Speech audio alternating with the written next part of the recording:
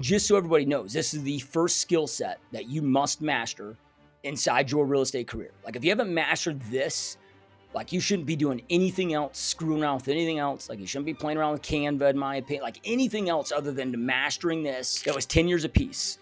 Okay, what always follows long periods of peace? War. Clients always before commission. Like I don't care about your mortgage payment. You get your clients at the deal and you figure out your own money problems in a different way.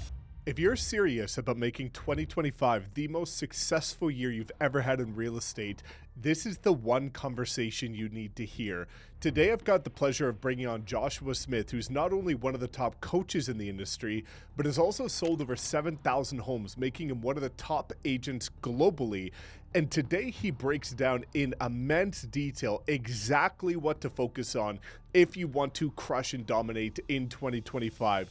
Just a heads up, we're going to get granular, we're going to get detailed, and this is not for the agents who are dabbling in real estate looking for a quick fix to an overnight success, which by the way, does not exist. If you are serious, if you are committed and want to know exactly what to do to make next year your best year, this is going to give you the roadmap. Now, also at the very end of this, Josh makes one of the biggest announcements I've ever seen him make, and I never expected it, but this is something that will change your business forever. So stay tuned for that. Now, two quick things before bringing on Josh. Number one, I will link his content below because he has some of the most tactical strategies for FSBOs, listings, buyers presentations, everything that you need in order to build a multiple six-figure per year business.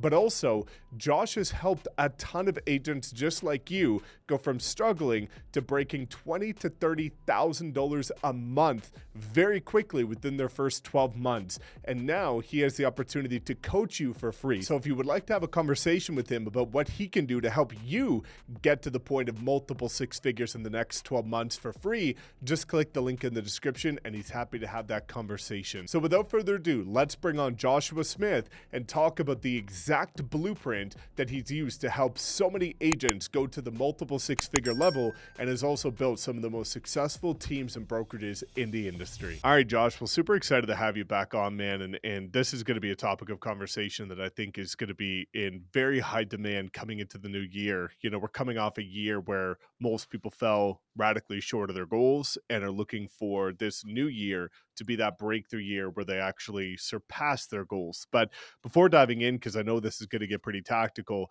would love for you to just reintroduce yourself, who you are, where you're from, and some of the amazing things that you've done in the industry.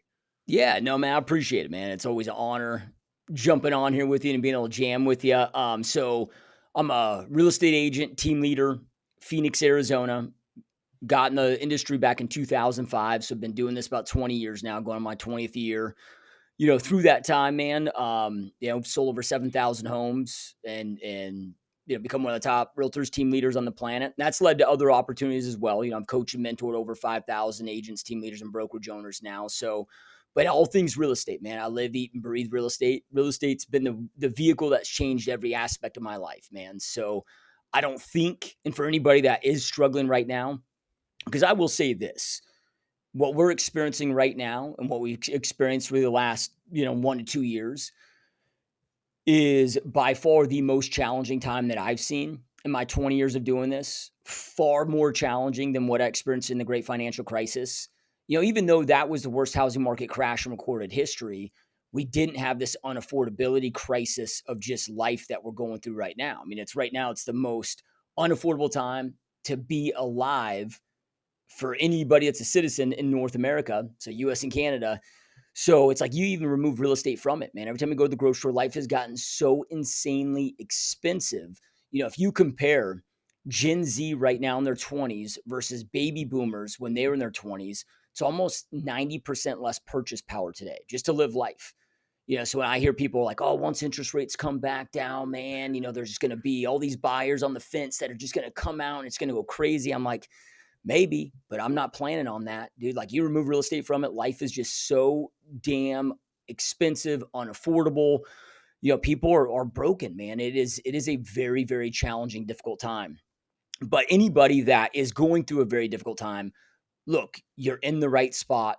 You've got the best vehicle that exists out there, meaning the industry that we're in. I can promise you this. The corporate world is much more vulnerable. Even though, let's just say here in the States, I don't know what it is for Canada, but here in the States, okay, we got to be planning for 11% year over year inflation. Now, we might get these reports that it's, 3% year over year with CPI. And let's just assume that we want to believe that data that we're hearing, which I don't. But let's just say that, okay, we're going to take them for their word. What a lot of people don't realize is, okay, when you have a government that is forced to print $1 trillion every 100 days, well, that alone devalues the dollar. So at the printing schedule they're on right now, that ends up being about an 8% year over year devaluation of our dollar, because inflation just means devaluation. So that means that our purchase power, our dollar is worth 11% less every single year.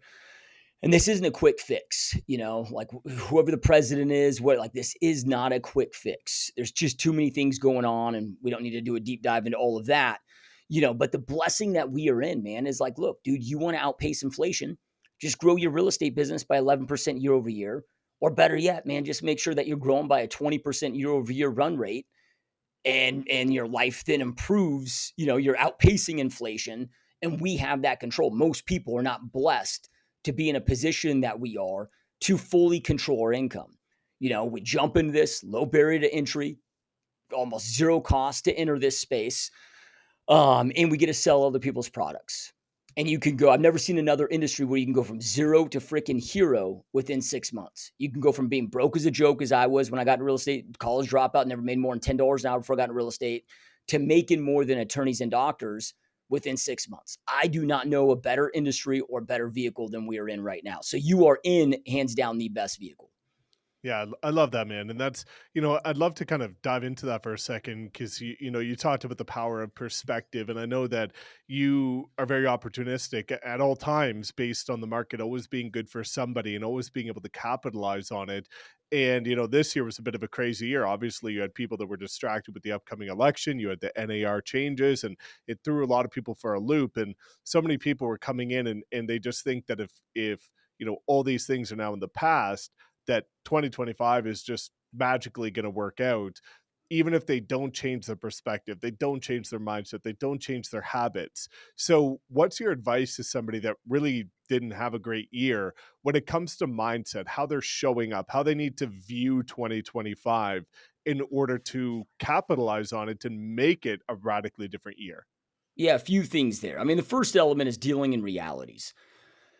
So look, things are not going to get better. Things are going to get much worse. Well, when I say this, I do not have a crystal ball. So let me be very clear on that, right? But the probability is higher than not that things are going to get worse before they get better. I mean, just looking at the KPIs, like if you look at it as an example, anybody can go check this out. And I recommend to not get your news or your sources off of X or Facebook or Instagram or YouTube.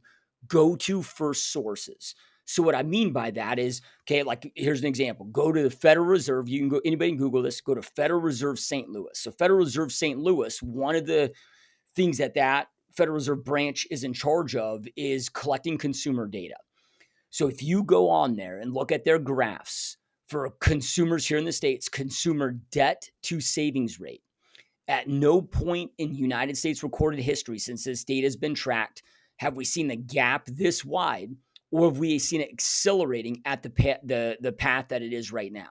Then if you start looking at, okay, if you look at credit card default, 90-day credit card defaults right now, then if you look at mortgage defaults right now, both of those are the highest that we've seen since 2008, 2009. Right. So if you look at this, okay, the consumer's and I'm not saying that we're going to see another repeat of the great financial crisis. Look, could be much worse, could be the same, could not be as bad. I don't know. But I'm not going to be naive thinking that, everything is going to be fine when the consumer is in the worst position. They're in a worse off position right now, meaning the average citizen here in the States is in a worse off position than they were before the Great Depression, and way worse position than they were before the great financial crisis. So all I know, dude, is people are in a tough spot. So then with that, okay, the probability of interest rates coming down, again, very low. And this is where people just need to educate themselves on how things actually work. So many people are like, the Federal Reserve is going to start lowering rates. And I always ask people, I'm like, okay, well, let me ask you this. why then between January of 2022 through June of 2022 did we see mortgage rates going up 0.5% per month for that 6-month period of time before the Federal Reserve started even increasing the overnight rate? So the Fed's overnight rate has nothing to do with actual mortgage rates. Mortgage rates 100% set by mortgage purchase security demand. And if we look at, okay, why were really since the GFC, there's been so much manipulation. We really have had about 17 years of an insanely artificial economy. Up until recently, now there's still some manipulation and that's taking place. But overall, like this is kind of the truest baseline that we've seen for the last 17 years. So if you look at okay, why interest mortgage rates got so damn low, post COVID, well, you had the Federal Reserve coming and buying $90 billion a month of mortgage backed securities. They became really the only and the primary buyer of mortgage backed securities. Well, they started their quantitative tightening process beginning of 2022. And the first 6-month period of that was unwinding down their purchase of the mortgage backed securities. That's why we saw them go from 3% to 6% that 6-month period of time. So, okay, interest rates, unless there's some insane, crazy event, and maybe there will be, I don't know, World War III, another crazy pandemic. Like it's going to have to be something crazy where the Federal Reserve is going to come in, some state of emergency for them to come in there and start taking that element of action. It was the first time in United States recorded history since 1776 that they've taken that severe of action for that long of a time that we've seen again since the inception of the country, right? So the probability of it happening is much lower than not. So, okay, interest rates are probably, I think the probability is greater that they'll be between 8 and 10% in 2025 versus getting down to 4%. I'm not saying that they are going to get that high, but if you look at what's going on with deglobalization, other things, and the global demand to buying T-bills, it's very, very low. So T-bills are only being purchased domestically. Now, why do I bring up T-bills? Well, when the government prints $1 trillion every 100 days, and they have to do that to just manage the interest rate on their debt. If you look at, unless they want to go severely start slashing social programs, but that's the moves that they haven't made. I know everybody thinks that Trump's going to be the savior. And look, I voted for Trump, so I'm not against Trump by any means. All I have to go off of, though, is his 4-year presidency that he was in there before. So we kind of have a little bit of a baseline of maybe kind of what he's going to do. Well, dude, he massively increased the deficit. He did not reduce it, right? So assuming that this is going to continue, social programs are going to continue, involvement in global, conflicts is going to continue, so if we look at this, if this run rate continues, well, the government can't just go print this money. They have to sell off T-bills. They got to sell off that debt to go out there and print this money. Well, when you don't have China buying them, when you don't have Japan buying them, when you don't have the EU buying them, when you don't have the other countries and the demand has dropped off a cliff, no longer they're not just buying them. Like if you look at China and Japan, they're selling off the T-bills that they purchased in the past. So when there's low demand, well, the government has to go out there and sell these off. And when there's not demand, they have to increase that yield rate. Well, the biggest competitor to MBSs is our treasury bonds, T-bills, especially the 10-year. So that higher that 10-year goes, and the probability is high, greater than not that they're going to continue to increase that to create that demand because the demand is so damn low, which is going to continue driving up interest rates or keep us in this high interest rate environment for some time. So I'm looking at 2025 is probably going to be a lot like 2024 when it comes to transaction volume. So just understanding that, dealing in realities of, okay, like this isn't a quick turnaround. Think of real estate's like, it's not a speedboat, man. It's like the Titanic. It's a slow moving thing. If you study housing corrections over the last 100 years, and we have pretty good data for the last 100 years of residential real estate, the average if you look from peak to valley to then correction, on average, it's 10 years, a 10-year turnaround time. Now, if you look at my market here in Phoenix, Arizona, a historic boom and bust market, okay, we peaked in the last cycle. We peaked in May of 2025. We didn't hit our bottom, so the valley until 2012. Well, it took all the way until 2019 to get back to 2025 peak pricing, just to get back to, so it's a 14-year correction. So real estate does not move fast. A lot of people, I think they just get so used to the stock market, other things, so it's just, okay, number one, just dealing realities of like, look, dude, if you don't change, like this is a slow turning thing, and as you said earlier, the blessing of it is interest rates do not dictate our success. The market doesn't dictate our success. Who the president is doesn't dictate our success. You and you alone dictate your overall success. And one of the philosophies that served me extremely well that I've always abided by is there's no such thing as a good market or a bad market. The market's always good for somebody. We just need to make sure, and it's our number one job as real estate professionals to identify whom the market's good for, and then pivot, adapt accordingly. And if we do that and do that in the right way, make the right moves, okay, our business can continue to grow, scale, and kick ass. Just like my real estate business has continued to grow and scale for 20 years straight, regardless whether it's been, I've now been through the two biggest booms in recorded history. I've been through the biggest crash in recorded history and seen a lot of crazy things in between. And my business has continued to grow and scale year after year, regardless of the market, regardless of interest rates. So that's just a cop out. And when you spoke to mindset, it's like we got to be very careful because I understand how easy it is to start blaming these things and to really adopt a victim mindset. Because what do victims do? They take away their own power, they give it to something else. So that me being a victim would be like, okay, well, my business is down because of interest rates. My business is down because of this unaffordability crisis. That is me giving up my own personal control and power and giving it to something greater that's beyond me. So then what I'm saying is, hey, until interest rates or until the affordability gets back in alignment, I cannot grow my real estate business.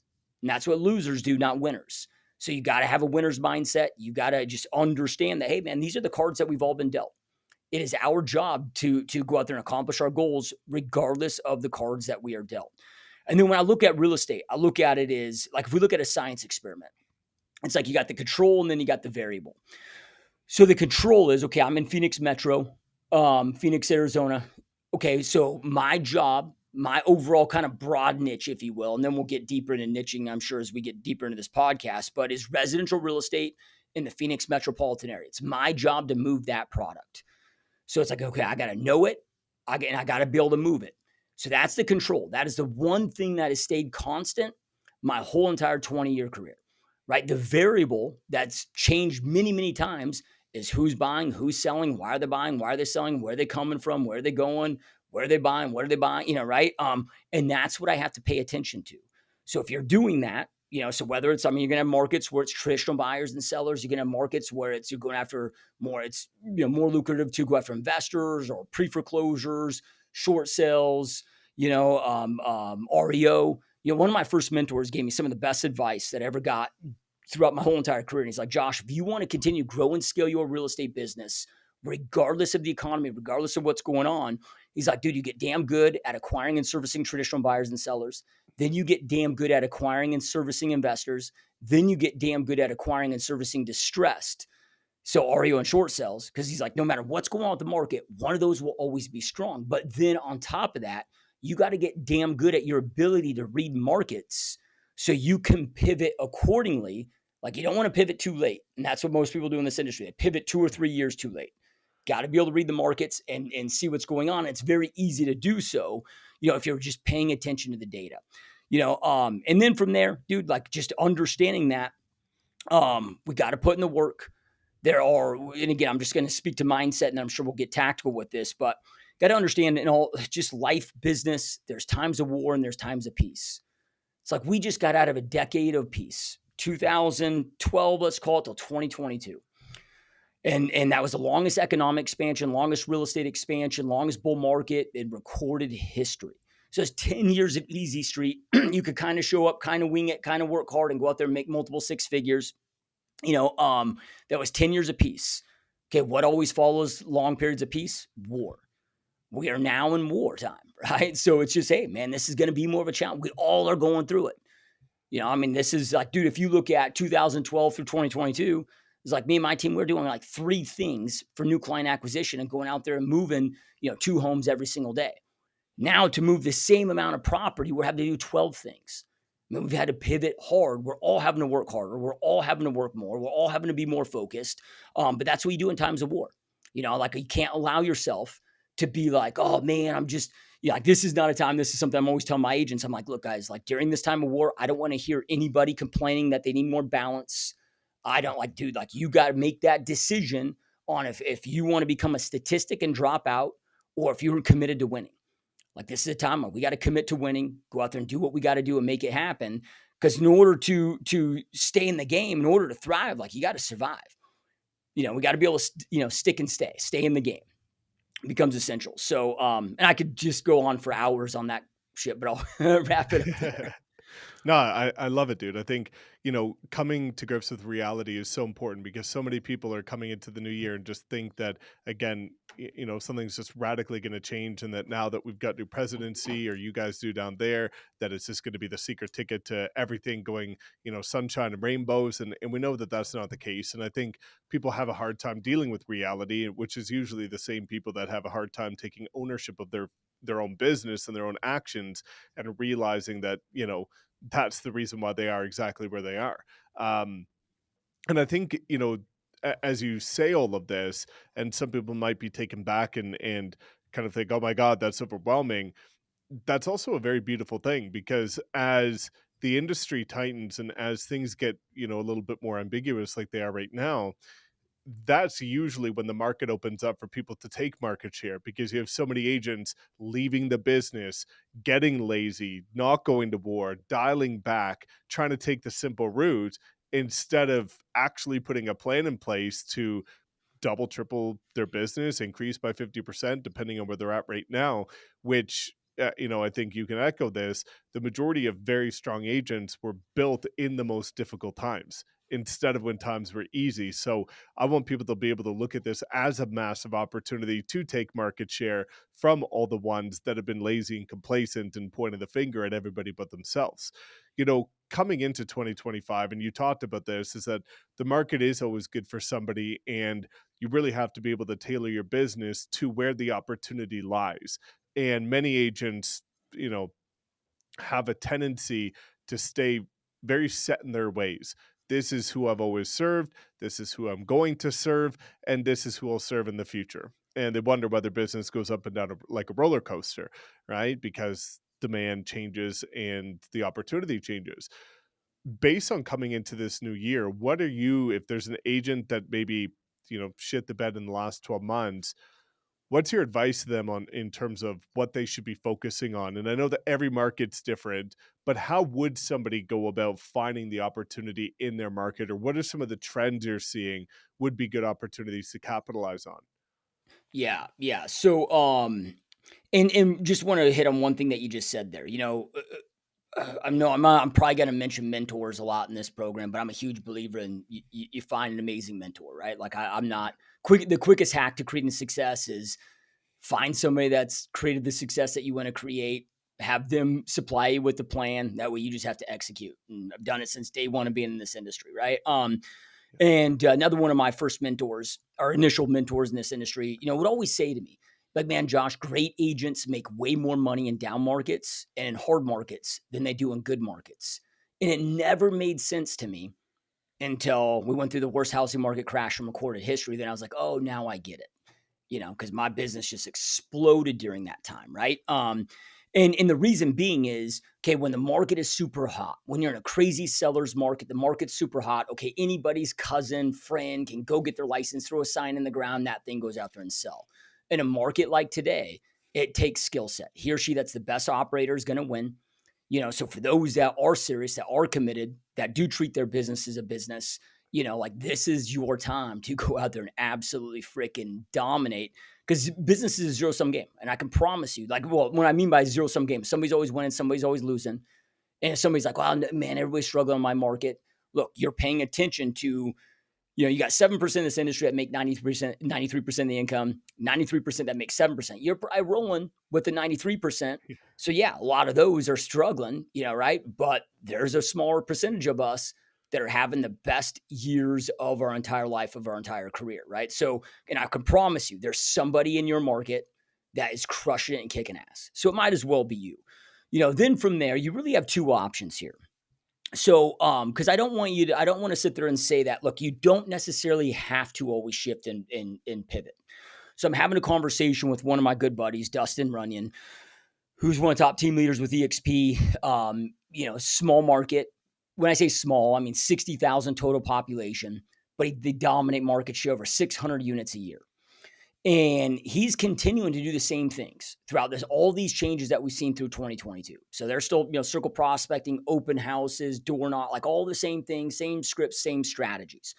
But okay, pre 2022, when transaction volume was much higher, okay, it was a team mandate that every agent on their team had to do 100 reach outs and have 10 conversations per day. Then, okay, we got 2022 quantitative tightening, everything, transaction volume greatly contracts. They doubled down. So then it became a team mandate, and still is today, for every one of their agents now to do 200 reach outs, so 200 dials and 20 conversations per day, Monday through Friday. And if you don't hit those numbers, like, you are booted from the dude's team. So like, you can, if you got, most, and again, I apologize, I don't know, stats in Canada per se, like I do here in the States, but I'm assuming that they're pretty damn close to being the same. So, okay, if we got transaction volume in most markets down anywhere between 40 and 50% from, what we are accustomed to, for the previous decade before this tightening cycle. Okay, look, then if you're going to continue the same things, yeah, you're just going to have to go out there and generate twice as many leads, do twice as many reach outs, have twice as many conversations to get the same result. And then if you want to grow it, okay, then you got to hedge it from there. So we're talking, so you can go out there and just work twice as hard, do twice as much for the same result. And that's one path, and that can work 100%. Or you can do what I do, what I prefer to do is just pivot strategies. Again, really niching down, and there's different ways to niche. So when I'm talking about niching, at least for me, how I niche is I niche based on market. Okay, so I'm looking at, again, this is what I spoke to earlier of, okay, who's the market good for?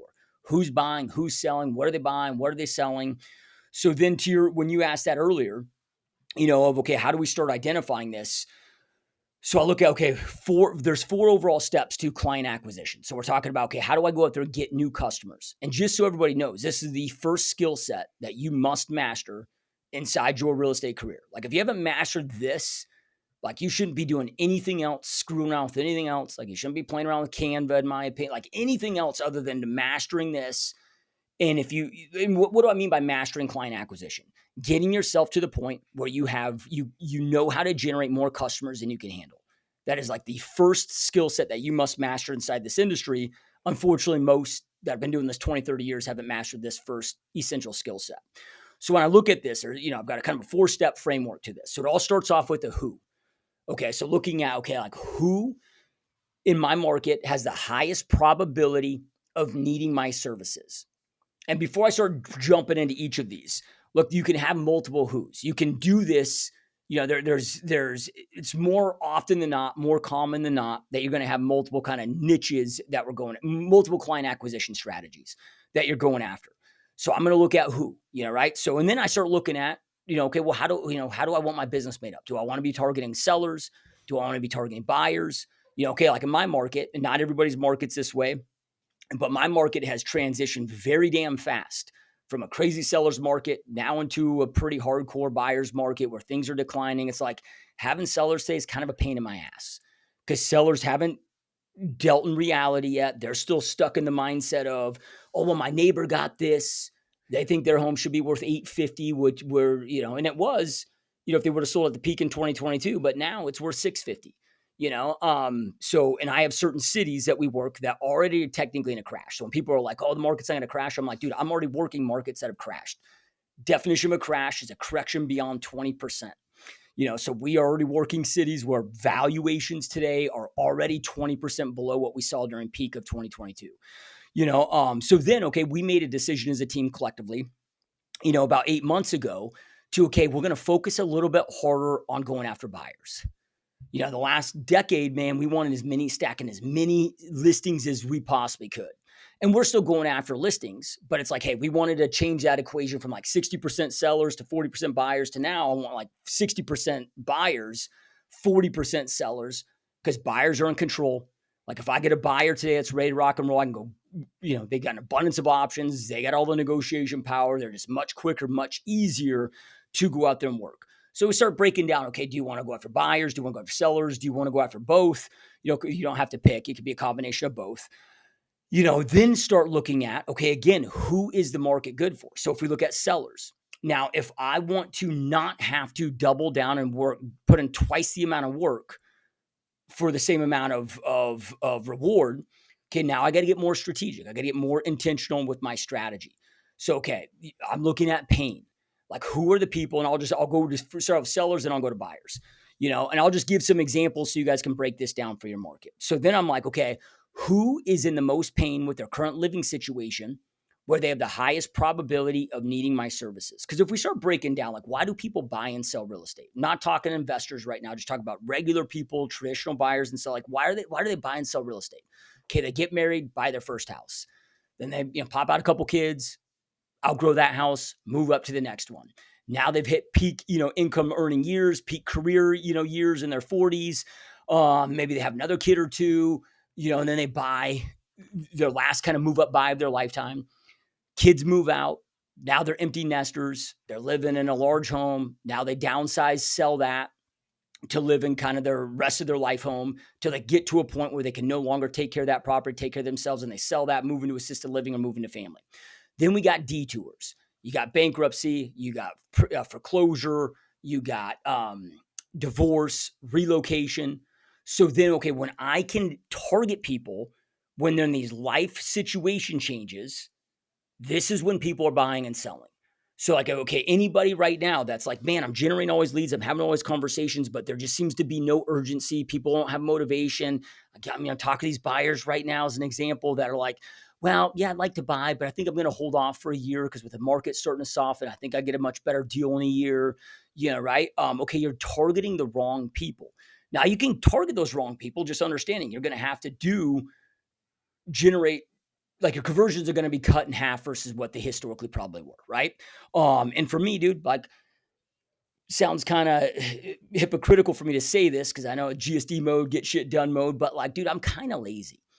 Like I want to get maximum, like I want to get the maximum result for the least amount of effort. So I'm always looking like, dude, how do I put in the least amount of damn work and get the biggest, get most juice for the squeeze, right? So then from there, okay, on the seller side, it's like, okay, what are the niches that we are focusing on targeting? Okay, you got expireds, you got FSBOs. Now I don't know what their pain point is. I just know that they've raised their hands. Then from there, okay, we've got then absentee owners. Now, absentee owners may not be great for every market, but for those of you that are in a market right now where you have rents coming down, so you got cap rate compressions. So there's a lot of markets right now experience cap rate compressions for the first time in multiple decades. So we got rents coming down, you got tenant evictions skyrocketing, and then you got their hold costs going through the roof with taxes, insurance, HOAs, cost of deferred maintenance. So for markets like mine and a lot of these other big metro markets that are very investor driven, okay, now is a great niche for going after absentee owners. Because like if they want to sell at or close to peak pricing before their situation gets really ugly, like now is the opportunity time to go out there and make that move, right? So then from there, we got people going through divorce, and then we got pre-foreclosures, people 30 plus days late. So really looking at, and again, you can start, you could go after probate, you could go after bankruptcy. There's other niches too, but those are the 5 seller niches where we're seeing the most, immediate need. And right now I want to target people that need to buy and sell, not that want to buy and sell. So then on the buy side, okay, who am I targeting? So I'm targeting that 40 to 55-year-old married couple, peak income earning years, because the unaffordability crisis, I need buyers that are making, $200,000+ a year, that have been living in a home for about 10 years or so, got plenty of equity for down payment. They're in peak income earning years. They're in that last stage of making that last move up buy of their lifetime. And for me, like what I'm doing right now, is targeting those states where, like, I know the top 10 states and the top metros within those states that people are reloading to my market from, and then looking at, okay, like, who is my market to win for? Because locals, like, we went from being the top 5 most affordable metro in the United States to now being in the top 5 least most affordable. Like the vast majority of my career, man, I was slinging like 250,000 properties. Now that property that was 300 grand 6-7 years ago, now 700 grand, 800. It's just gotten crazy. So locals and incomes obviously haven't kept up with this. So locals are like, screw this. This is ridiculous. But then, okay, one of the big relo markets moving to my market is San Francisco Bay Area in California. So, okay, my average buyer that's reloading, it's like they're living in a 100-year-old house. That's a 3-bed, 2-bath, maybe 1,300 square feet. Now, these are their words, not mine. They no longer feel comfortable even let their kids playing in the front yard because of all the homelessness and drugs and all the, rise of crime, all the issues they're experiencing. Now they're able to sell that for one, and they're just sick of it, right? So they sell that for 1.5 million, come to my market, buy a brand new, tricked out 4,000 or 5,000 square foot house that's in a beautiful neighborhood, super safe, for 800 grand. To them, they're like, damn, this is a win. Like they can't believe it, right? So really targeting again, who is my market good for? So we got to look at the who. Then the next stage on the 4-step framework is identifying the how. So now, how am I going to reach out to them? Now, I'm coaching anybody, whether it be one of my agents or a coaching client. I'm always looking at, okay, what's your personal timeline? Like, how quickly can you go without a paycheck before you're in trouble? How quickly do you need to scale your business? So any type of inbound marketing, inbound based style business is going to have a longer timeline in most situations and cases, 10, 6 to 12 months, where somebody comes to me and is like, dude, I need listings yesterday, or I need buyers yesterday. Like if I don't get paid, if I don't start scaling my income in the next 90 days, dude, I'm in massive trouble. So, okay, I'm going to have them, their how is going to be more prospecting based, hitting the phones, hitting open houses. Like I want them to start doing activities that are going to lead to quick now money. So an example of this, like I have a really extremely high converting expired letter. Now that letter, when I put anybody on that campaign, my average inbound, and I love it because like the way I love doing business the most is when people reach out to me. So I'm not having to chase them, beg them. I get inbound calls from them. Hey, we've been receiving your letters. We're thinking about listing our house. Want to see if you'd be willing to meet with us. Yeah, that's how I like to do business. But again, dealing in realities based on timeline, I know that my average inbound call is after letter number 8 of putting somebody on that campaign, which is 6.2 months post expiration.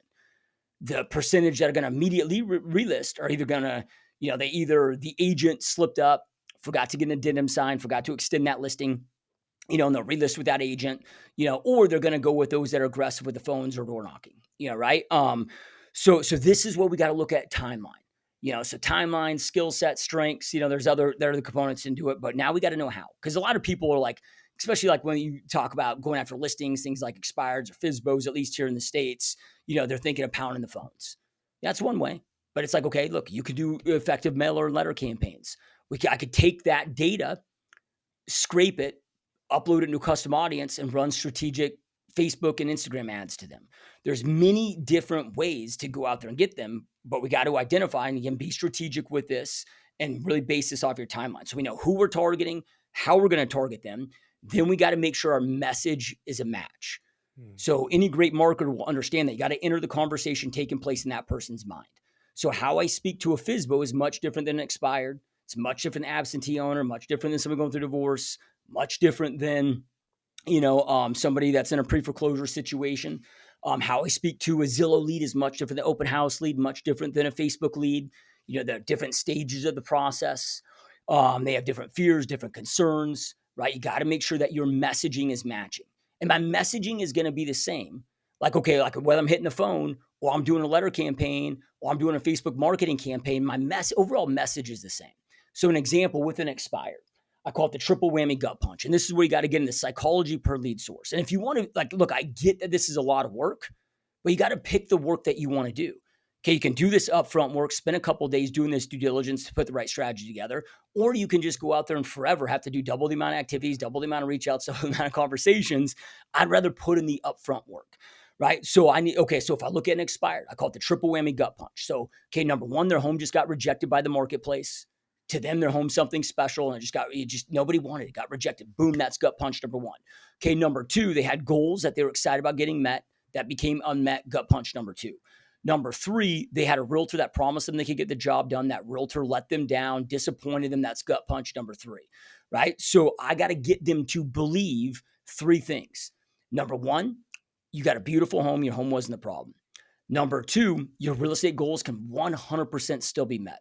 Number three, the unfortunate mistake that you made was you hired the wrong real estate agent. The good news is I'm the right guy and I can get that job done. Now, I'm not going to say it in that way, of course, but it's like, okay, with my expired letter as an example, they open it up. It's got a big picture of the front of their house. And then right above that picture in big, bold font is sometimes even the finest of homes do not always sell. So it grabs their attention because they're seeing their house right on this letter, right? Like you open it up and boom, that's your house. And then right out of the gate, tell them that, hey, you got a beautiful home. Your home isn't the issue. Or if I'm calling them, do an expired script, let's just say her name's Susan. Hey, is this Susan? Yeah, this is Susan. Hey, Susan, this is just Joshua Smith here with XYZ Real Estate. I want to see if you could help me out with something really fast. I'm on the MLS right now and I'm looking at your home at 123 West Main Street. And it looks like maybe your home was recently listed for sale. And it looks like for some reason it didn't sell. I'm looking at all your photos, looking at all your property information, and you have such a beautiful home. I'm just curious, why do you feel your home didn't sell? A very kind of Yeah. soft tone, little concern tone there, intentional little stutters because we don't want to sound salesy. We don't want to sound like every other realtor or any other recent sales experience that they had because that elicits and triggers, sales resistance. All of this stuff matters. But my messaging is going to be the same, my messaging and scripting, just in a different format. So, because it all works, the mailbox works, online works, phones work, it all works, but they do have different timelines. So, you got to pay attention to that. Okay, then you got to make sure you're nailing messaging. And then the last element you got to nail is process. So, process is going to be okay, well, how long and how frequent and in which ways do I need to continue following up to maximize conversions? You got to understand, dude, like people are sold on average of 5,000 times commercially every single day. We do not have the mental bandwidth to be able to handle that. So our mind subconsciously shut down. So it just takes more frequency than ever before. It's like if you look at your average lead, now I'm saying average. So if you're great, it can be much less than this, but just average. So if you're, just average, kind of okay, it's like, okay, per lead, we're talking 60 reach outs, 6 conversations to 1 appointment set.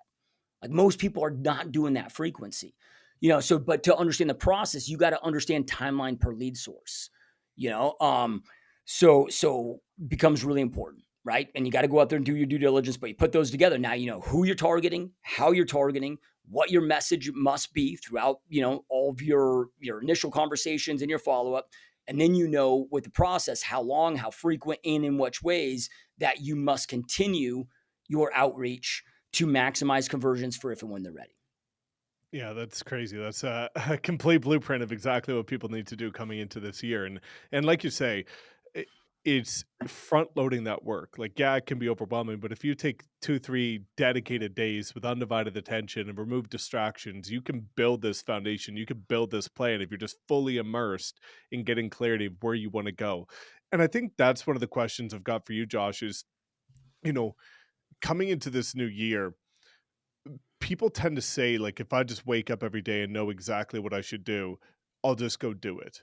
And the funny part is you could take 2, 3 days and create that plan and know exactly what you should do when you wake up every single day. One of the things that I've always admired about you and what you've been able to build with your team and the amount of agents you've helped become successful is you're very routine about people practicing listing presentations, practicing buyers presentations, practicing their scripts, and putting in the time and the reps to become confident, because most people wait for confidence to arise, but confidence comes with experience, not before it.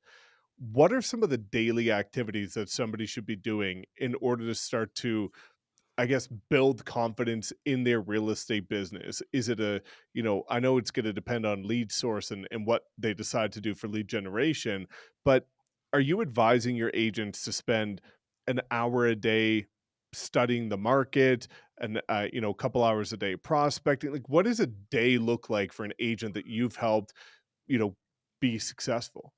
Yeah. So, okay, let's just pretend it's a new agent, right? So I'll Yeah. kind of go, the immediate, then the first 30 days, and then what I have them doing for the first year, and then kind of ongoing, Yeah. from a mastery component, because you said a couple, like, okay, it's like, I learned this before I got into real estate. I was a personal trainer.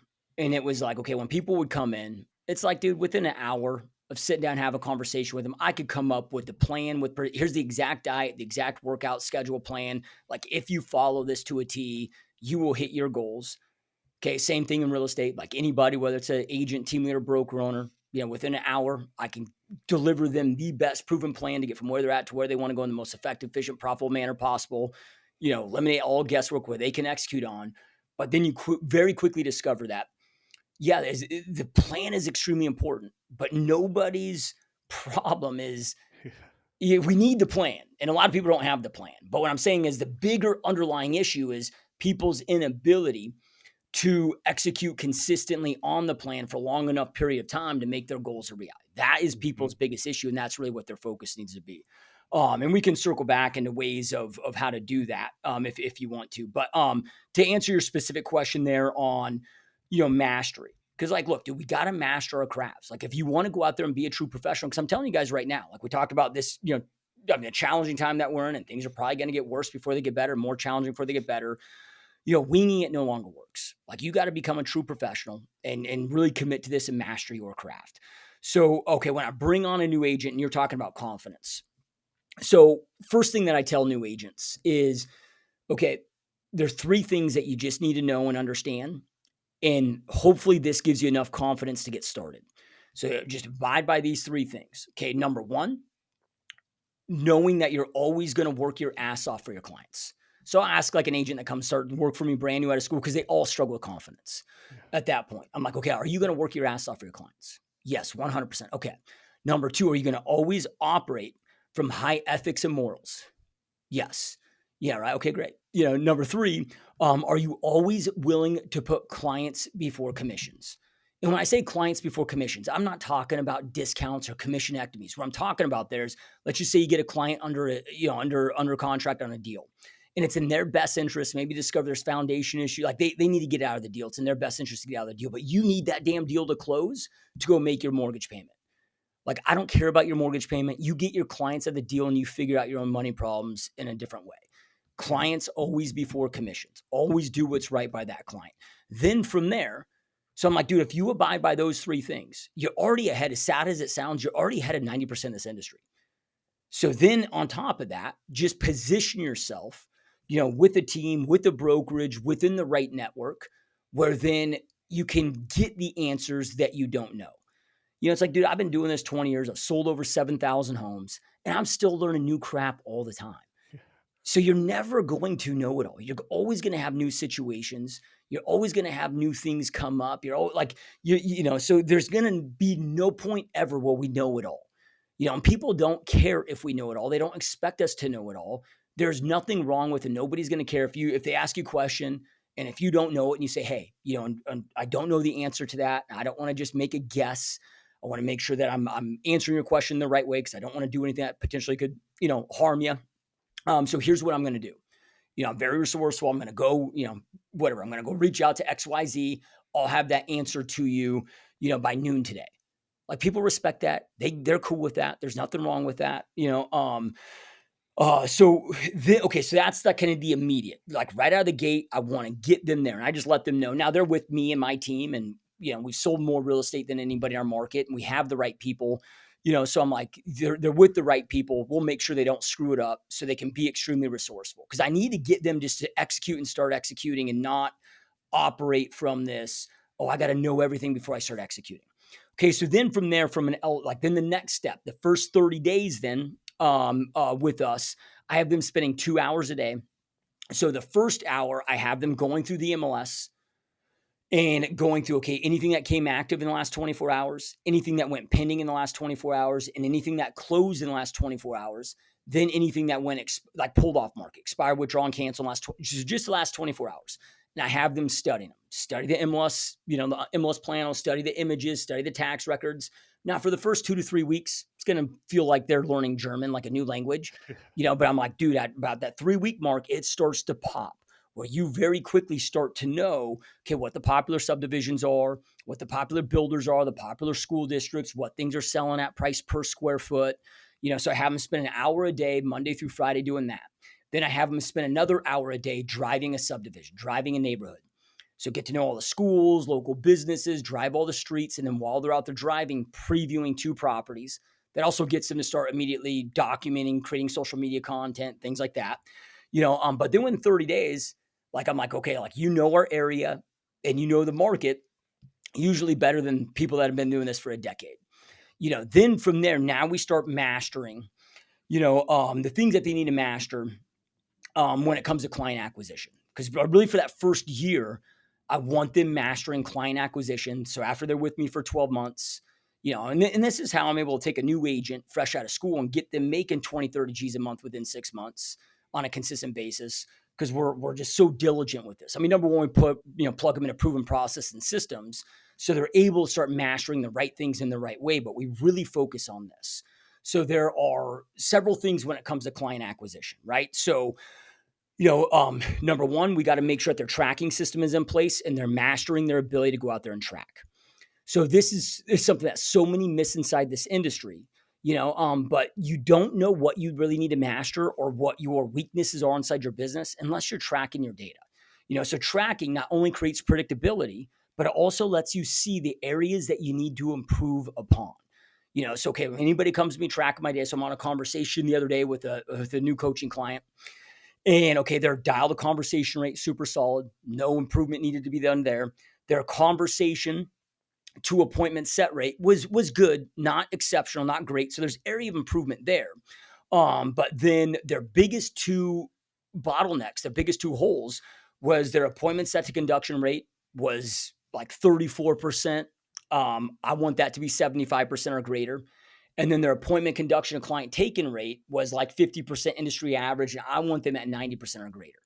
So I'm like, okay, here's the two things that we need to master immediately. Get these into where they need to be, because this will well over double your business, if not triple your business, like pretty much overnight.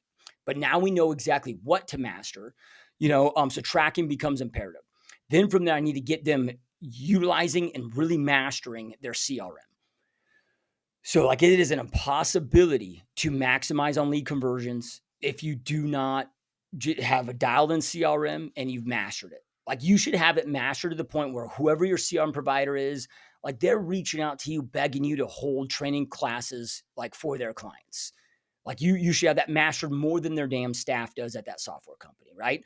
And so okay, how I dial it in is based on my client acquisition strategy that we talked about earlier. That's how it's going to be set up. Right? So it's going to be set up accordingly for me to maximize conversions based on, I'm not just going to go in there and adopt their freaking low converting generic templated, drips. Like, I'm going to go in there and plug it in with the right messaging, the right frequency based on my strategies. So I need to get them mastering their CRM. The next thing that I need to get them mastering is their buyer and listing presentation. So real estate is a two-step sales process. Our lead gen, lead follow-up exists to set the appointment, but then we got to conduct the appointment to go out there and convert that at a high level. I don't want to exhaust all this time and energy in lead gen and lead follow-up just to flop or be mediocre at those appointments. So when it comes to that, I have them now spending an hour a day going through their buyer presentation and listing presentation. So I want them doing 3 reps a day of going through those, so they get 1,000 reps in their first 12 months. The next thing that I have, and when I say this isn't like, okay, step 1, step 2, it's like we're doing all of these simultaneously, and I really want them over that year, but really in those first few months, because in those first few months, they're just not going to be as busy. I mean, you're going to start getting busy, but and after 3, 4 months in this, you're going to be extremely busy. But in those first few months, it's like, okay, they can, spend 3, 4, 5 hours a day at just really honing this stuff in.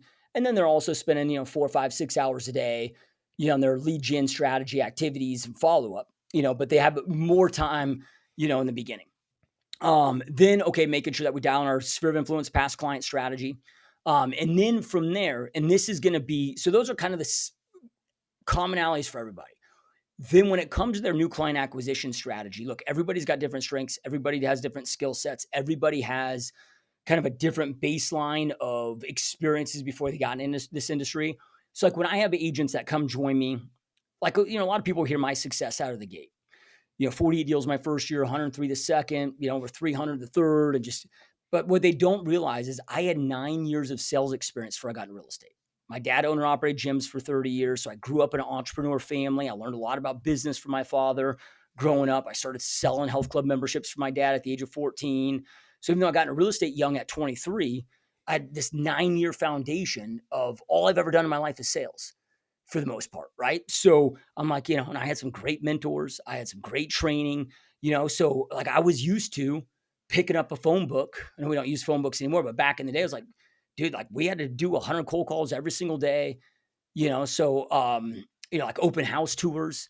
Dude, I'd given so many thousands of gym tours. It's the same damn process. So I had different skill sets than maybe somebody that, okay, when I have maybe somebody that made a move from being a teacher that gets into real estate that I'm mentoring, that has zero sales experience. Maybe somebody's more introverted than like everybody when it comes to new client acquisition strategies based on their strengths and weaknesses. That's where I really kind of have to identify, okay, where are the areas that, because some areas they're going to just gravitate to a nail. And then some areas, like they're going to need a lot of freaking work. Yeah, 100%, dude. Well, I love that. I think so many people are getting into the industry and then they don't know what to do, so they do nothing. And there's so many things that you can be doing. And this is what I found is, when I got into the industry, to get leagues above the average agent is very little amount of work. There were so many agents that I go into preview properties with, and they can't point out any component in a mechanical room. Like they don't even understand homes, and you could study that. They don't have a response to the market. They just say it's good, bad, or ugly. They can't pinpoint, well, how is it performing in different areas with different types of properties? That takes an hour a day to do. But that's one of the things that I use, and credits all the your videos that I learned from. But by putting that hour a day into the market, I never was asked how long you've been in the industry or how many deals have you done. Because when people would ask questions, I would be able to answer with confidence and clarity exactly what they wanted to know, instead of just winging it and giving a generic response like every other agent did. And by putting that hour a day in, that's one of the greatest ways to gain experience from what I found in my own business. Now, looping back to one of the things you talked about, because I've trained thousands of agents now too. We recently did a poll of 1,000 agents, and one of the things that people struggle with the most, bar none, is consistency. And I find agents tend to go to a seminar, a webinar, an event, or they watch a YouTube video and they get all excited about something, whether it be prospecting FISBOs or expireds or YouTube or TikTok or whatever their flavor is for the day, and they go all in and they sprint, and then they burn out, and then they go to something new and they sprint and burn out. Consistency, from every person I've ever talked to, is that secret sauce to what has allowed them to continually, predictably build a scalable business. How are you helping people be consistent, or what's your words of advice to people that are struggling with consistency to make that a new standard and make that a new habit coming into this new year? Yeah. Yeah. And this is something that, I've had to figure out personally. And I think it's something that we all struggle with in different areas of our life. Yep. I mean, for me, I know I talk about working in the health club industry, but I wasn't healthy. Right? So for most of my, life, if you will, or my, up until I was in my early 30s, I was morbidly obese, addiction to food, almost 300 pounds. And I wasn't able to be consistent with dieting, with health, with all of those things. Also had a, battle with as an out, hardcore alcoholic for a lot of years, and, had to battle those demons, and, made the choice to become sober, and, remain sober now for years. So, I've had to figure this out in my own life, as well as, again, like we talked about earlier. Okay, most people, yeah, they got to have the right plan, because yes, consistency is important. But if you're consistently executing on the wrong things in the wrong Yeah. way, you're still going to get terrible. And you mentioned the word burnout. So if we look at, okay, what is burnout? Now, burnout can feel a lot like depression. So I'm just going to go like into the medical terms here, right? So burnout can feel a lot like depression. The difference between depression and burnout is work related, where depression is like you've essentially lost all pleasure in just life. Like hobbies, things outside of work that used to bring you joy now no longer bring you joy. And that's how you could tell, okay, man, I'm burnout or am I depressed? Well, then why do we experience burnout? Burnout exists when you are executing, when you are working hard on something and you're not seeing the expected reward. So over time, dude, like if you are executing and you're working your ass off and you just continue to get kicked in the freaking teeth, yeah, burnout is essentially going to set in. So let me just walk you through my steps here of okay, how to go out there and create consistency. Because what we're talking about here is self-discipline. Now, if we start breaking down the word self-discipline, which is essential. You cannot go out there and create and sustain any element of success unless you are self-disciplined. People are always like, oh, I need somebody to hold me accountable. Sorry to burst your bubble, but nobody on this planet can hold you accountable. It's just some bullshit, quote unquote, gurus try to sell us on to go out there and take $1,000 a month out of your pocket. It isn't going to help you. Nobody's going to be at your bedside cracking the whip to tell you to get your ass out of bed. It's like, okay, like when we were kids, okay, our parents had to tell us, did you brush your teeth? Did you eat? Right? Like eventually you had to metamorphosize into an adult. So you went from being, a child to being an adult. Hopefully your parents no longer need to remind you to brush your teeth and to eat, in your 30s or whatever. So, okay, do you want your business? Do you want a childish business or do you want it to metamorphosize into an adult, mature business, right? So you got to be able to become self-accountable. So if we look at the word self-discipline, self-accountability, same thing. So self-discipline, let's break down that word discipline. It's being a disciple to a plan. What is a disciple? A disciple is a committed, loyal follower. So it's all about being a committed, loyal follower to a plan. Now, the first two things I'm going to walk you through get you about 60, 70% of the way there. So the first element is to have extreme clarity on what you want, why it's important to you. Because it's not enough to just, so when you have that clarity on what you want, why it's important to you, that gives you the goal, but then gives you the purpose for the goal. So when you start studying, like anybody that's had success with overcoming addiction, and I'm talking long-term success, the one commonality that they've all had is that they had a clear purpose as to why they needed to overcome this thing. Because that's all we're talking about here. We're just talking about behavior change, talking about breaking bad habits, adopting new habits, just behavior change. That's all this is. And you might be, somebody that's listening to this that's suffering with consistency. They're like, oh, Josh, I know you talked about you were an alcoholic. I don't have any addictions. Yes, you do. Get an addiction to comfort. Yeah. Right. That's your issue. Like you got to learn to get uncomfortable being, comfortable being uncomfortable. One of my favorite quotes out there is the treasure you seek is found in the caves that you are too afraid to enter.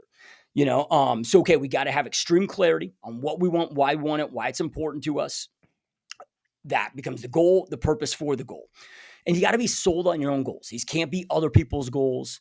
Like you can't be like, oh, well, Mike's got a freaking sick Lambo, so I need a Lambo. No, like you got to do some reflection and make sure these aren't society's goals. They're not what Mike tells you success should be. It's not what Joshua Smith tells you what success should be. It's how do you define success and what is success for you in your life? Because only you can determine that. Who the hell am I or anybody else to tell you what success should be for your life?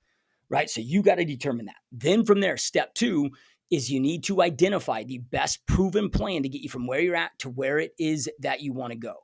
Keyword there is proven. Do not reinvent the wheel. Do not exhaust all this time on trying to figure this stuff out because shit, you may never be able to figure it out. But then if you got these 20 different roads, right, that you got to go down and you go down 19 of them and then you realize, okay, it was the wrong road. You got to turn back road and go down the other road. So you start executing another plan. Well, maybe you finally crack the code on the 20th plan, but now you're too damn tired, you're too burnt out, you're too exhausted, you're too beat up to give it the energy that it needs. No, I'm going to go find somebody that's created the success I want to create, that's went from where I'm at to where I want to go in that aspect of my life, and then reverse engineer exactly what they did to get from where I'm at to where I want to go. And you want to have a plan with precision so that way you know what you must do each and every single day to go out there and win. What are the exact steps? What must you do? What must you execute on every single day to go out there and win? And that will avoid that burnout. Because now it's like, dude, if I execute in the right plan, in the right ways, that's been proven, okay, I'm going to start to get, seeing results that much quicker, with that. And then again, disciple is just being a committed, loyal follower to, So all we're talking about here is being a committed, loyal follower to a plan. But you've got to be sold on the plan. This is why you got to do your due diligence so you have that confidence that this is the right plan that's going to get me from where I'm at to my goals. And I am sold on my goals because I've identified that these are my own goals. So like I said, that's going to get you probably 60% of the way there.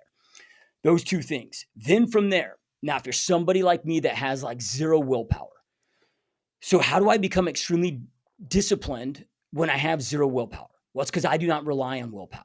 Like I understand that, hey, man, there's times where I have it, and then there's times where I am a weak human being, so I'm not going to rely on it.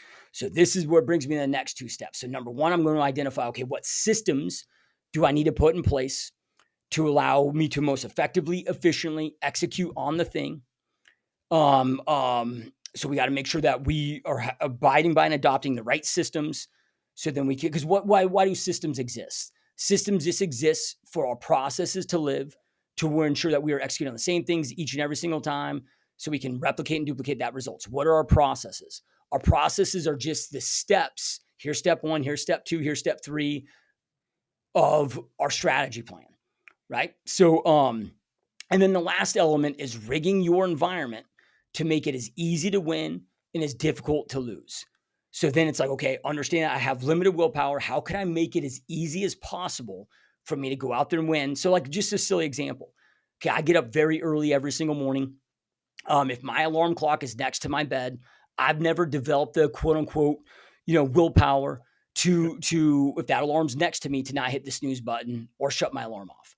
So I got the biggest, loudest alarm clock I could find, set across my bedroom and my master bathroom. So when that alarm goes off, I have to sprint across my room, go out, shut it off. Well, now I'm up, now I'm awake. It's like, okay, when I decided to become sober and give up alcohol. I first thing I did here, I mean, outside of, getting clarity and, but then I'm like, oh dude, this is going to be one of those things where I'm really going to have to rig my environment hard. So I started making a list of, okay, what are all the areas, what are all the environments where I'd be tempted that I know I'm going to be too weak until I get to the point where I develop the strength. Cause eventually it becomes habitual where you don't need willpower, right? So I'm like, okay, number one, I cannot have any alcohol in the house. So I went and had a conversation with my wife. We got rid of all the alcohol, no alcohol in the house. But then I'm like, hey, man, I can't go out to eat at any restaurant where there's alcohol that's served because I know I'm going to have a weak moment. I'm going to be too weak, to cave into that. Then I'm like, okay, any social gathering, friends, barbecues, birthday parties, like anywhere. I just made a list of all the people I had to take a break from, like whatever that I knew I couldn't be around. That's because just going day by, like I couldn't even make it till noon without cracking open my first drink every day. I'm like, now going through this journey, like this is going to be so hard just to do on its own, like to make it that much harder where I'm tempted. Like I knew I was going to set myself up to fail. So again, rigging your environment where it's as easy as possible to win and as difficult as possible to lose. And your environment is, your physical work environment. Oh man, I have too many distractions. So instead of saying, okay, I'm going to be stronger, instead say, okay, well, what do I need to do to remove these distractions? Just eliminate. One of the first conversations, the first time I met Grant Cardone, it was about 12 years ago. And this was before he was like internet famous, right? I mean, he was super successful at the time, but he wasn't internet famous. So he was a keynote speaker in Vegas at this real estate event called Breakthrough. And nobody knew who he was. So I take a break from the conference. He was like this was before he spoke, as the keynote speaker, but he was up there like setting up his own books. No crowds around him. I recognized him from the brochure. I went up, introduced myself to him, and we spent like an hour together. Just, I mean, it was just such an amazing dude. And he was asking me a lot of questions about me. And, at that point, I just become the 30th, 30 top Remax agent in the world. I just won the 30 under 30 and all the same year. It was like, dude, I got, Wall Street Journal voted me the 30 top realtor in America that year. So I was starting to achieve and I just turned 30. So I was starting to achieve some successes. But I said to Grant, I was like, dude, there's just something that guys like you are doing that I'm not doing. It was like, I looked at it like, okay, your food's off. You're just missing like some salt.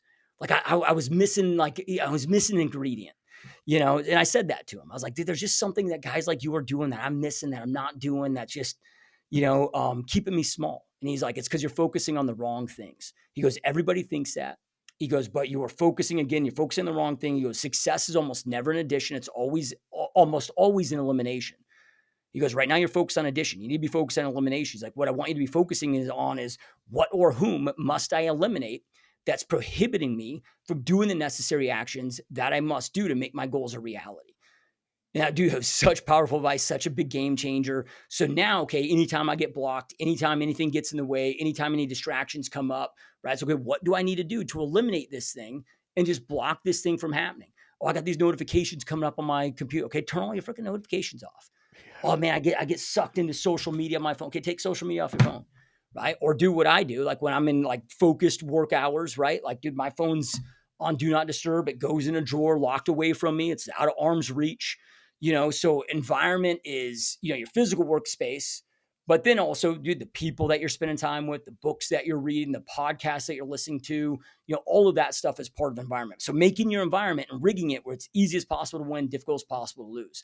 And then just understand that eventually this will become a habit, and then it won't take that any element of willpower, right? It'll become easy.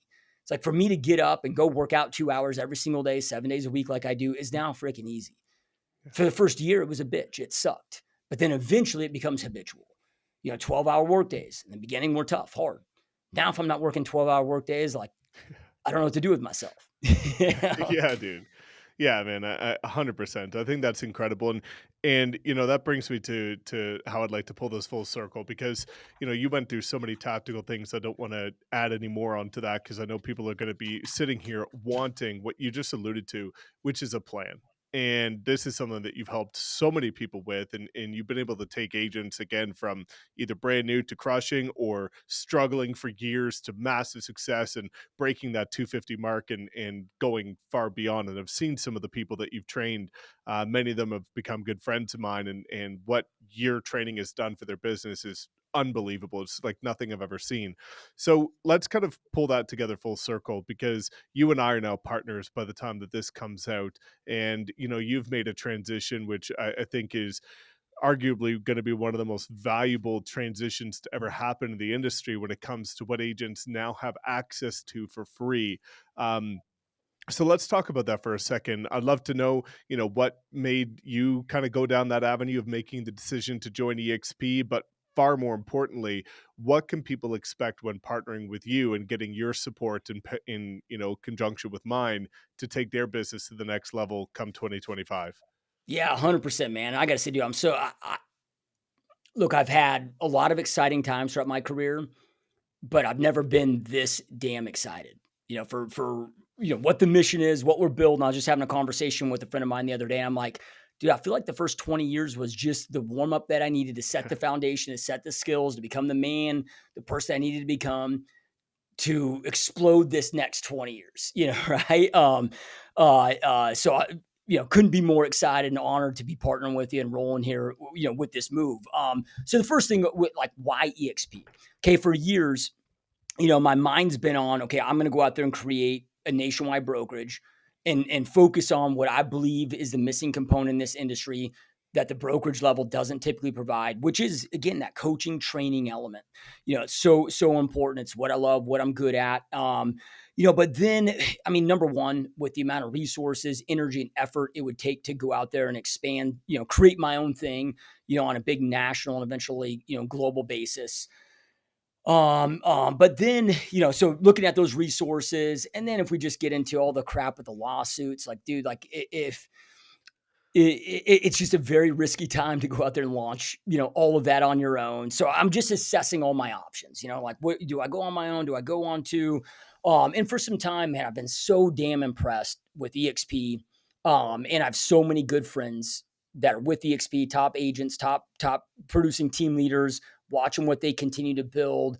And one of the things that I never felt good about is, dude, the agent never wins. And when I say that, it's like, okay, yeah, we can go out there and sell homes. And look, I'm an agent. I'm not a brokerage owner, right? So as an agent, it's like, okay, and as also as a team leader, it's like over the years, dude, it's like, okay, I go out to work so hard to recruit these agents in, get them up, get them rock and roll, get them trained, get them doing $30 million a year gross volume sales. They leave the team. I get the call, where it's like, hey, I'm leaving the team, but I'm staying with the broker. You're like, oh, good. Broker always wins. Yeah. Right.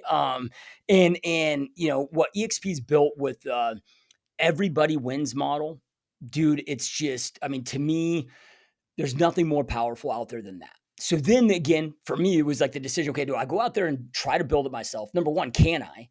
I'm like, dude, I don't freaking know, right? I mean, look at how many other people try to do it, build it. And, I'm like, dude, I don't even know if I can build something like that, right? And why go out there and try to even build it when, okay, the model already exists out there.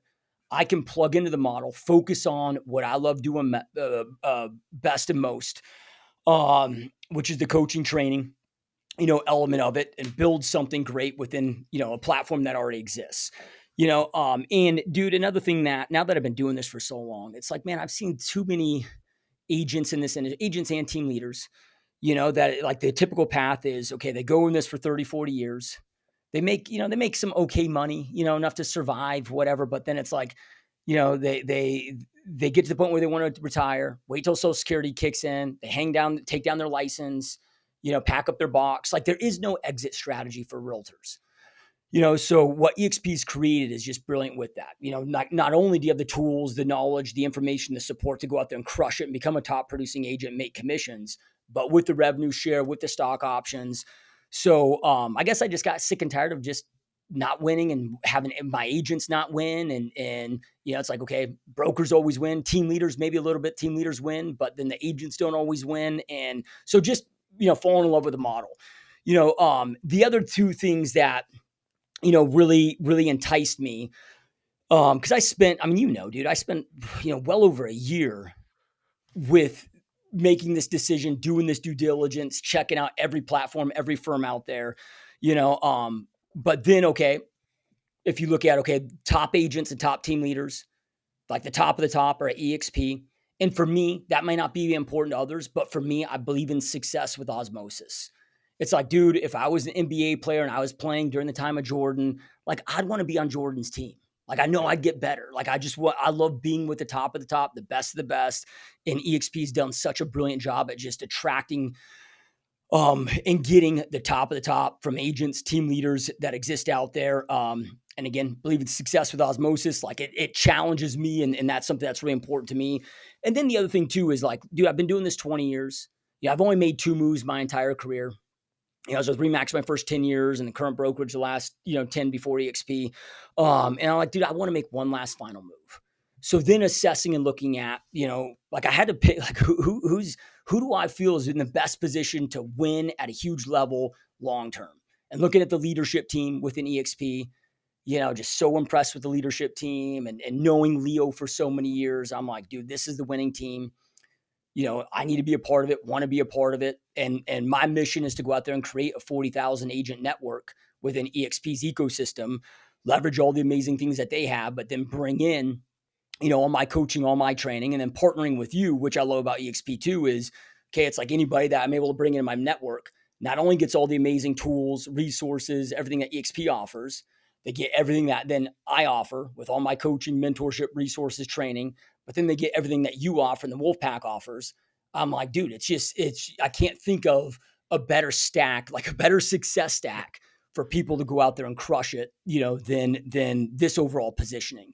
So that was the why, for me joining EXP and the overall mission.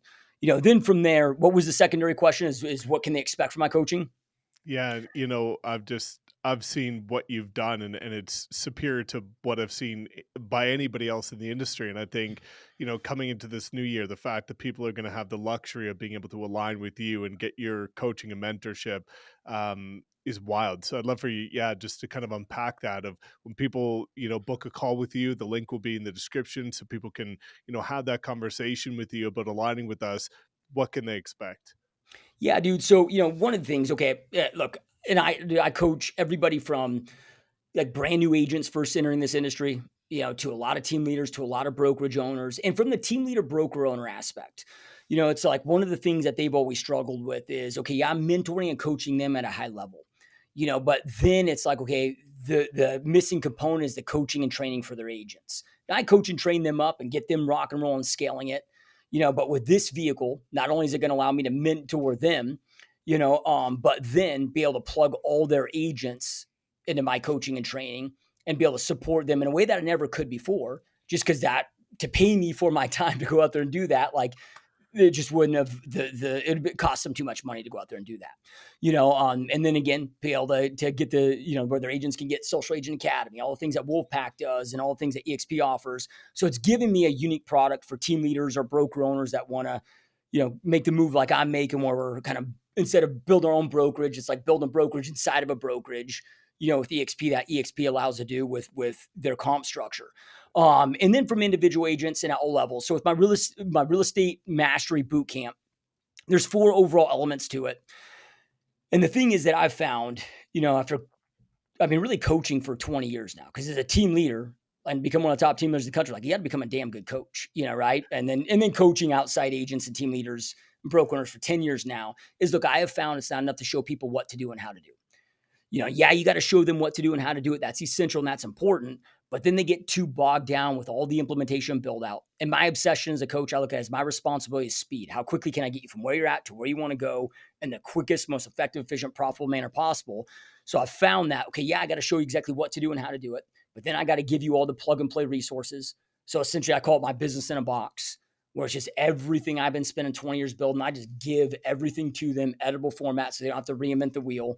You know, then from there, though, I found that that's still not enough. It's like I can give you all the cheat codes, but it doesn't mean obstacles aren't going to come up. Doesn't mean problems aren't going to come up. So everybody, every one of my coaching clients gets 7 days a week of access to me directly.